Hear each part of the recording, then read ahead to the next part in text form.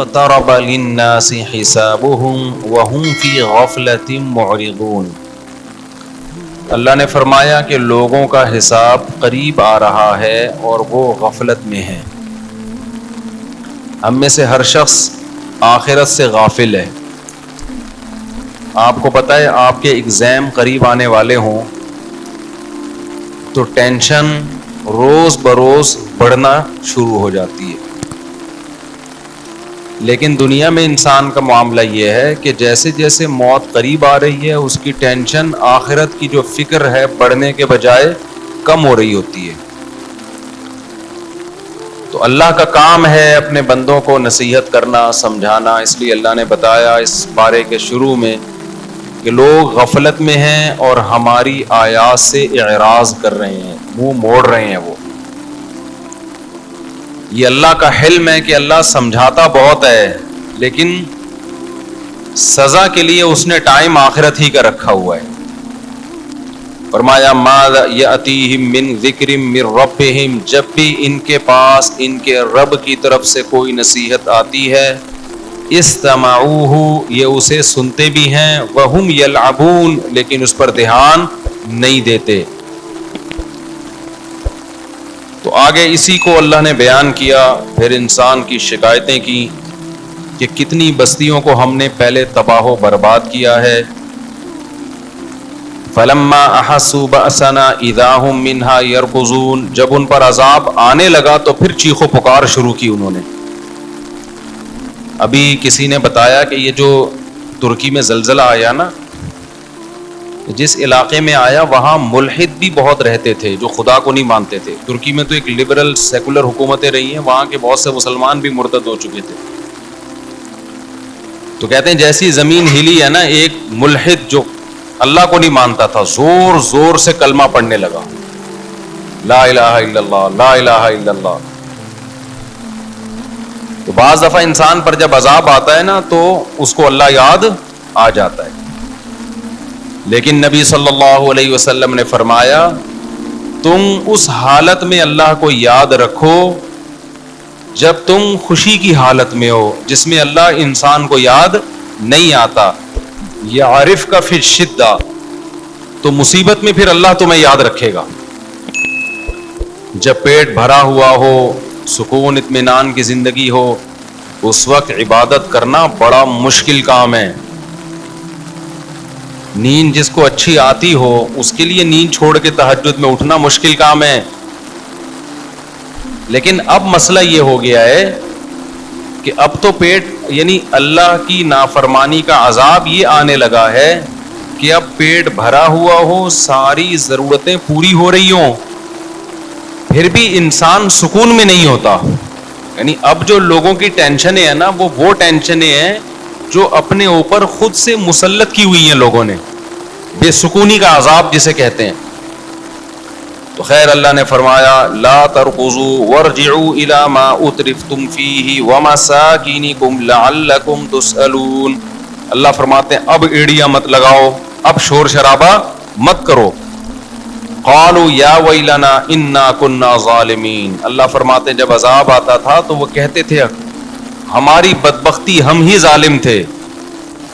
فما زالت تلک دعواہم، اللہ فرماتے ہیں اسی طرح چیخ و پکار میں لگے رہتے تھے کہ اللہ معاف کر دے، ہم نے پیغمبروں کی بات کو ٹھکرا کر اپنی جان پہ ظلم کیا، لیکن اللہ فرماتے ہیں حتی جعلناہم حصیدا خامدین، ہم نے ان بستیوں کے نشانات مٹا دیے، ہمیں ترس نہیں آیا ان کے اوپر۔ کیسی اللہ کی عادت ہے، دیکھو آپ سے بڑے سے بڑا جرم ہو جائے، جب تک عذاب دیکھا نہیں ہے نا، ذرا سا گڑ گڑا لو گے، 2 رکعت پڑھ کے ہاتھ اٹھا کے معافی مانگ لو گے، اللہ کیا کرے گا؟ معاف۔ کیوں؟ اللہ کہتے ہیں اس نے عذاب دیکھا نہیں ہے، یہ غیب پر ایمان لایا ہے۔ اور اللہ فرشتوں سے کہتا ہے کہ دیکھو اس بندے کا مجھ پر ایمان ہے، اسے پتا ہے کہ کوئی ذات ہے جو گناہ پہ اس کو سزا بھی دے سکتی ہے اور اس کے گناہ کو معاف بھی کر سکتی ہے۔ اس جذبے کے تحت یہ مجھ سے مانگ رہا ہے، حالانکہ نہ اس نے مجھے دیکھا نہ اس نے میرے عذاب کو دیکھا، تو تم گواہ رہو میں نے اس کے جرم کو معاف کر دیا۔ کہتے ہیں نا بنی اسرائیل نے جب توبہ کی ہے نا بچڑے کی عبادت سے، تو اللہ نے کہا ایسے توبہ نہیں قبول کروں گا، جنہوں نے عبادت کی ہے وہ اپنے آپ کو قتل کے لیے پیش کریں، ان کی گردنیں اڑائی جائیں گی۔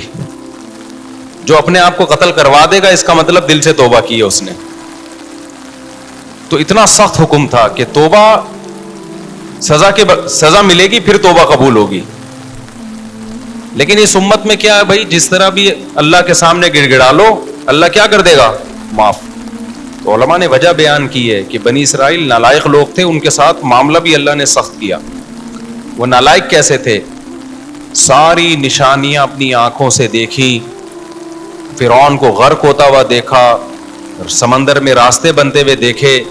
اب جب موسیٰ علیہ السلام تورات لینے جا رہے ہیں تو کہہ رہے ہیں موسیٰ اس وقت تک یقین نہیں کریں گے جب تک اپنی آنکھوں سے نہ دیکھ لیں ہم اللہ کو۔ تو اللہ نے کہا کہ تمہیں ثبوت چاہیے نا کہ اللہ ہے اور اللہ تورات دے رہا ہے، تو گویا اللہ نے بزبان حال کہا کہ ہمیں بھی تمہاری توبہ کے سچے ہونے کا ثبوت چاہیے کہ تم دل سے کر رہے ہو کہ نہیں کر رہے۔ صحابہ کرام نے ایسا کوئی نبی سے مطالبہ نہیں کیا۔ تو اس امت کے ساتھ اللہ کے خاص معاملات ہیں۔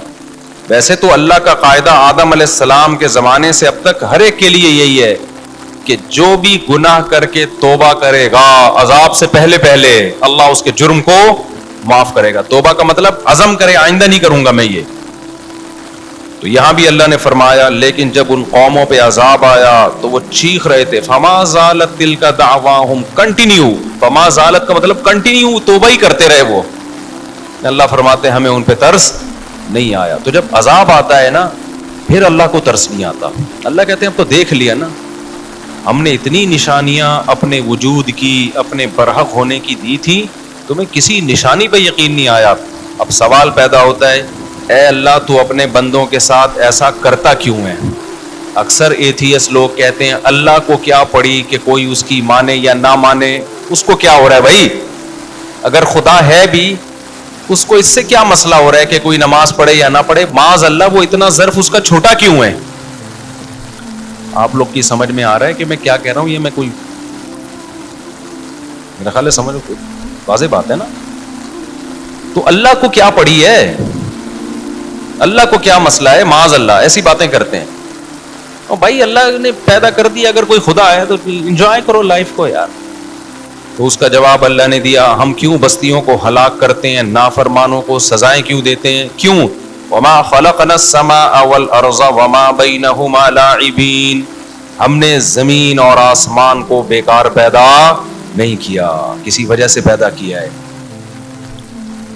ملحد لوگ ایک اعتراض تو اللہ پہ کر رہے ہوتے ہیں کہ اس کا ظرف اتنا چھوٹا کیوں ہے معاذ اللہ، لیکن اس اعتراض کا ایسا جواب دیتے ہیں کہ اللہ کی ذات پہ اس سے بڑا اعتراض ہوتا ہے کہ اس نے انٹرٹینمنٹ کے لیے اس کائنات کو بنایا، وہ ویسے ہی بنا دیا اس نے، زمین آسمان سورج چاند ستارے، پھر انسان کو پانی سے پیدا کیا، پھر جوانی کی دہلیز پہ قدم رکھا اس نے، اس کے لیے سب کچھ مسخر کر دیا۔ اللہ سے ہم وجہ پوچھ رہے ہیں اے اللہ یہ تو نے کیوں کیا؟ اللہ کہہ رہا ہے میں نے ویسے ہی۔ ویسے ہی کا مطلب بڑا ڈینجرس ہے۔ ویسے ہی کا مطلب میں 100 انسانوں کو قتل کر دوں کوئی پوچھنے والا نہیں ہے۔ دنیا میں تو سزا نہیں ملتی بھائی، انسان تو ناقص ہے۔ دنیا میں تو ہم دیکھتے ہیں بڑی بڑی عدالتوں میں ایسا ہوتا ہے گناہگار چھوٹ جاتا ہے اور بے گناہ پہ الزام لگ جاتے ہیں، دنیا میں تو ہوتا ہے۔ اور ایک آدمی نے 100 انسانوں کو قتل کیا تو سزا کیا ملے گی؟ ایک ہی دفعہ قصاص لیں گے نا، 99 کا کیا بنا؟ ایسے ایسے ظلم آج بھی دنیا میں ہو رہے ہیں نا کہ انسان کے رونگٹے کھڑے ہو جاتے ہیں۔ ہندوستان میں جب شوہر کی موت ہوتی تھی نا، جوان بیوی کو اس کے ساتھ آگ میں زندہ جلایا جاتا تھا۔ جن لوگوں نے عورت پہ یہ ظلم کیا، اگر اللہ سزا دینے والا نہیں ہے اس کا مطلب وہ ظلم اللہ کیا کر جائے گا؟ معاذ اللہ وہ نگل جائے گا، وہ ظالم کو کوئی سزا دنیا میں تو نہیں ملی۔ بہت ہندوستان میں ایسے واقعات ہوئے ہیں کہ ایک عورت کا شوہر مر گیا تو اس کو منحوس سمجھ کے اسی آگ میں عورت کو، یار یہ ایکو تو ختم کرو، اس کا بائک کا ہی سیٹ اپ کبھی بھی قیامت تک یہاں لگتا ہے ٹھیک نہیں ہوگا، میری آواز گونج کے میرے کانوں میں آ رہی ہے۔ ولید کو بلائیں کوئی پیچھے جا کے نا, آپ بلا لیں ولید کو. تو پوری دنیا میں کتنے ظلم ہوئے ہیں. آپ کو پتا ہے ماضی میں جو جنگی قیدیوں کے ساتھ ظلم ہوتے تھے, آپ تاریخ اٹھا کے دیکھیں پہلی جنگ عظیم اور دوسری جنگ عظیم کی, ایسے ایسے ظلم ہوتے تھے نا, ان پہ سائنسدان تجربے کرتے تھے. میڈیسن بہت ساری جو ایجاد ہوئی ہے نا, وہ جنگی قیدیوں پہ بہت خطرناک تجربے ہوئے ہیں, بہت خطرناک. مسلمان نہیں کرتے تھے یہ تجربے. کیوں؟ ان کو تو پتا تھا کہ ایک بلی کو اگر بھوکا مار دیا نا تو اللہ نے اس عورت کی ساری نیکیاں ضائع کر دی. آپ مسلمانوں کی تاریخ میں اتنا شدید ظلم ملیں گے, اکا دکا واقعات من حیث القوم نہیں ملیں گے. لیکن آپ ان غیر مسلموں کی ہسٹری اٹھا کے دیکھو, آپ کے رونگٹے کھڑے ہو جائیں گے, یار یہ کرتے کیا, اب کیا کر رہے ہیں, اب بھی تو دیکھ لو. کیوبا کی جیل میں پنجروں میں نہیں رکھا ہوا تھا, کوئی انسانیت ہے. آپ تھوڑی دیر کے لیے تصور کر لو کہ کوئی پنجرے میں آپ کو بند کر دے, کیا حال ہوگا آپ کا. جانوروں کے ساتھ کیا کر رہے ہیں اب. چائنا میں پورے زندہ کتے کو اٹھا کے کڑھائی میں ڈال دیا جاتا ہے. اس جانور پہ کیا گزرتی ہے یار. تم نے مارنا پہلے اس کو گولی مار دو, اس کے بعد اندر ڈال دو اس کو. اپنا ٹائم بچانے کے لیے تھوڑا سا خون نکلے گا تو وہ اسے جرمز پھیلیں گے اور وہ تھوڑا سا اس کو صاف کرنا پڑے گا. اپنا ٹائم بچانے کے لیے ایک زندہ جانور کو اٹھا کے آپ نے کڑھائی میں ڈال دیا, جلتی بھی. اس کی جان بھی بہت دیر سے نکلتی ہے کتے کی. اسلام نے جانوروں پہ کتنے احسان کیے. دیکھو یہ جو حلال جانور ہے نا, ایک علمی نقطے کی بات ہے, حلال جانوروں میں عقل نہیں ہوتی, بہت کم ہوتی ہے, شعور نہیں ہوتا زیادہ. حرام جانور اکثر بڑے ذہین ہوتے ہیں. جب آپ کسی حرام جانور کو قتل کرتے ہیں نا, جیسے کتے کو مار رہے ہیں, دوسرے کتے کو احساس ہو جاتا ہے کہ اگلا نمبر کس کا ہے, میرا ہے, اور اس پہ آپ کو ترس آنے لگے گا. جو اس کی آوازیں نکلنا شروع ہوں گی نا, آپ کو ترس آنا شروع ہو جائے گا اس کے اوپر. لیکن حرام جانوروں میں آپ دیکھ لیں, حلال جانوروں میں آپ دیکھ لیں, ایک گائے کٹ رہی ہوتی ہے, بقرعید میں ہوتی ہے نا اجتماعی قربانیاں, دوسری کھڑی ہوئی کیا کر رہی ہوتی ہے, وہ دم ہلا رہی ہے. اس کو پتہ ہی نہیں کہ میرے ساتھ ہونے والا کیا ہے, ابھی اس میں اتنا شعور نہیں ہے. ایک مرغے کو, ابھی میں نے 2 دیسی مرغیاں کاٹی بازار سے خرید کے, اپنی والی نہیں, بازار سے 2 مرغیاں میں نے خریدی. وہ دونوں تھیں اصیل. ان کو الٹا لٹکایا ہوا ہے, قصائی کے پاس لے کے جا رہے ہیں اور دونوں لڑ رہی ہیں آپس. اصیل مرغیاں نا ایک دوسرے کو دیکھ نہیں سکتی, لڑتی ہیں. میں نے کہا ان کو دیکھو بے وقوفوں کو, ان کو پتا نہیں ابھی انہوں نے چھری کے نیچے آنا ہے, اور ان کی بدماشیاں دیکھو. وہ اس کو مار رہی ہے, تیری ایسی کی تیسی, یہاں تک کہ قصائی کے پھٹے پہ لے جا کے لٹا دیا. وہ چھری تیز کر رہا ہے اور وہ دونوں لڑ رہی. یہ بھی نہیں دیکھ رہے اتنا خون پڑا ہوا ہے, اتنی مرغیاں کے جنازے پڑے ہوئے ہیں, اگلا نمبر تمہارا ہے. نہیں جی, وہ دونوں آپس میں کیا کر رہی ہیں. یہ اللہ کی رحمت ہے جانوروں کے اوپر کہ ان کو موت سے پہلے موت کا احساس نہیں ہوتا. یہ کام آپ کتے کے ساتھ, بلی کے ساتھ کر کے دیکھو, اس کو اندازہ ہو جاتا ہے. یوٹیوب پہ ایسی ویڈیوز پڑی ہوئی ہیں کہ بندر کو کاٹنے کے لیے لے کے جا رہے ہیں, کھانے کے لیے, وہ چیخ رہا ہے, وہ چھلانگ مار رہا ہے, اس پہ ترس آئے گا. اس کے چہرے کو دیکھ کے آپ کو ترس آئے گا کہ اس پہ ظلم ہو رہا ہے, اس کو چھوڑ دو, کچھ اور کھا لو یار تم. تو اگر اللہ کے قوانین بیچ میں نہیں لاؤ گے نا, انسان سے بڑا درندہ کوئی نہیں ہے. یہ تو بین الاقوامی قوانین بن گئے بڑے سخت, جنہوں نے کچھ نہ کچھ انسان کو کنٹرول کر لیا ہے کسی حد تک. اگر یہ قانون کی گرفت اتنی جو مضبوط ہے, ذرا سی ڈھیلی ہو جائے نا, پھر آپ دیکھو انسان اور بھیڑیے میں کوئی فرق نہیں رہے گا. جس کی لاٹھی اس کی بھینس. اتنا ظلم کرے گا جو ماضی میں ہوتا رہا ہے. عورتوں پہ کیسے کیسے تشدد ہوئے ہیں, ظلم, بچوں پہ کیسے کیسے ظلم ہوئے ہیں, اور جانوروں پہ تو اب بھی ہو رہے ہیں ظلم. تو اللہ کہتے ہیں وما خلقنا السماء والارض وما بینہما لاعبین. تم جو کہتے ہو میں حساب نہیں لوں گا, تو میں نے ایسے ہی تھوڑی پیدا کر دیا, کائنات کو بنایا, پیدا کیا, اب تم لائف کو کیا کرو, انجوائے, تمہاری مرضی, نکاح کرو یا زنا کرو. اب زنا بھی عورت پہ ظلم ہے. کیسے ظلم ہے؟ لوگ کہتے ہیں عورت راضی ہے. او بھائی, عورت کی جو ذات ہے نا اس پہ ظلم ہے یہ. کیونکہ اگر عورت راضی بھی ہے, جب مرد یہ کام کریں گے تو نکاح کا آہستہ آہستہ سوسائٹی سے کیا ہو جائے گا, ختم. اس کا عورت کی جنس کو نقصان ہوگا. کل عورت کو محبت دینے والا, عزت دینے والا کوئی نہیں ہوگا. بیوی بنا کے اس کی اولاد کو پالنا, یہ سیٹ اپ کیا ہو جائے گا, جیسے یورپ میں ہو گیا ختم. ایک عذاب والی عورت کو محبت کے لیے ترستی ہے, کوئی اس کو رکھے. 55 سال میں جا کے بڈھے رکھ رہے ہوتے ہیں اس بڈھی کو. اس سے پہلے مرد کے تو مزے ہیں, انجوائے کر رہے ہیں وہ. خدا نے کیسا قانون بنا دیا. ایک خاتون نے کل مجھے اعتراض کیا کہ یہ کیا بات ہے کہ مرد جب عورت کو چھوڑنا چاہے تو 2 منٹ میں چھوڑ دیتا ہے, عورت نہیں رہنا چاہے تو اس کے پاس آپشن ہی نہیں ہے. میں نے کہا مرد چھوڑنا چاہے 2 منٹ میں چھوڑ سکتا ہے, لیکن چھوڑتا نہیں ہے. دیکھ لو مردوں کو, 99% شادیاں کیا ہوتی ہیں, کامیاب. کیوں؟ اس لیے کہ مرد مسلمان ہے, اس کو پتا ہے کہ میری بھی بہن بیٹیاں ہیں, میں چھوڑوں گا تو کل میرے ساتھ بھی ہو سکتا ہے. وہ اس کے آنسو اس کو جو ہے, کتنے ہمارے پاس مرد آ چکے ہیں جن کو بیوی اچھی نہیں لگتی, لیکن کہتے ہیں یار چھوڑیں گے تو بیچاری کی زندگی تباہ ہو جائے گی. تو یہ کس کا خوف ہے؟ آخرت کا خوف ہے. میں نے کہا مرد چھوڑ سکتا ہے لیکن چھوڑتا الحمدللہ نہیں ہے. اس کو ترس آتا ہے, بچوں کا مسئلہ ہوتا ہے, عورت کا مسئلہ ہوتا ہے. چند لوگ ہیں جو یہ کام کرتے ہیں ہماری سوسائٹی میں, بہت تھوڑے لوگ ہیں. لیکن غیر مسلموں کے ہاں چھوڑنا بہت مشکل, مگر چھوڑتے ہم سے بہت زیادہ ہیں. طلاق کا ریشو ان کے یہاں آدھی سے زیادہ شادیاں ناکام ہو رہی ہیں.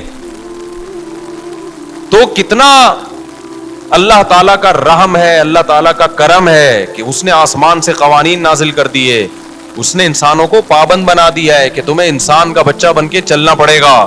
اگر تم حقوق ادا نہیں کرو گے خدا کے اور مخلوق کے تو میں تمہیں چھوڑوں گا نہیں, میں معاف نہیں کروں گا تمہیں. اس لیے قرآن میں اللہ نے فرمایا وما خلقنا السماء والارض وما بينهما لاعبین, ہم نے آسمانوں اور زمینوں کو بے مقصد پیدا نہیں کیا. پیدا انسان کے لیے کیا, اور انسان کو کس کے لیے؟ آزمائش کے لیے بنایا. تمہیں خدا کو بھی ماننا پڑے گا, اس کی عبادت بھی کرنی پڑے گی, مخلوق کا حق بھی ادا کرنا پڑے گا, ماں باپ کا حق بھی ادا کرنا پڑے گا, زکاتیں بھی تمہاری نکلیں گی. یہ مال ہم نے تمہیں دیا ہے, یہ تم نے خود سے پیدا نہیں کیا. ما کان لکم ان تنبتوا الشجرہ, یہ درخت میں جو بیج ہے اس کے سافٹ ویئر ہم نے پیدا کیے ہیں. بیج سے جو درخت پیدا ہوتے ہیں, کھیتیاں پیدا ہوتی ہیں ہم نے. لہذا آتوا حقہ یوم حصادی, جب کھیتی کٹے گی اس کا 20واں حصہ اور 10واں حصہ عشر میں نکلے گا. غیر مسلم ٹیکس دیتا ہے, ہم ٹیکس دے نہ دیں, پہلا کیا عبادت ہے کہ خدا نے جو حکم دیا ہے نا, یہ پیدا فصلیں خدا نے کی ہیں, لہذا خدا کی پیداوار میں اللہ کہتے ہیں میرا حصہ نکالنا پڑے گا. غریب کا نہیں بول رہے اللہ, کہہ رہے میرا, میں نے پیدا کیا تو میرا حصہ نکالو. تو اس لیے میرے بھائی یا تو آخرت نہیں ہے یا ہے, دونوں میں سے ایک کام ہے. نہیں ہے تو کوئی ٹینشن نہیں ہے, پھر مزے کی زندگی گزارو. ہے تو پھر جتنا ہم کر رہے ہیں اس سے ہمیں زیادہ کرنا پڑے گا. یہ کم ہے, یہ نجات کے لیے کافی نہیں ہے جو ہمارا لائف اسٹائل ہے. سمجھتے ہو کہ نہیں سمجھتے ہو؟ نہیں آئے گی سمجھو میرا خیال.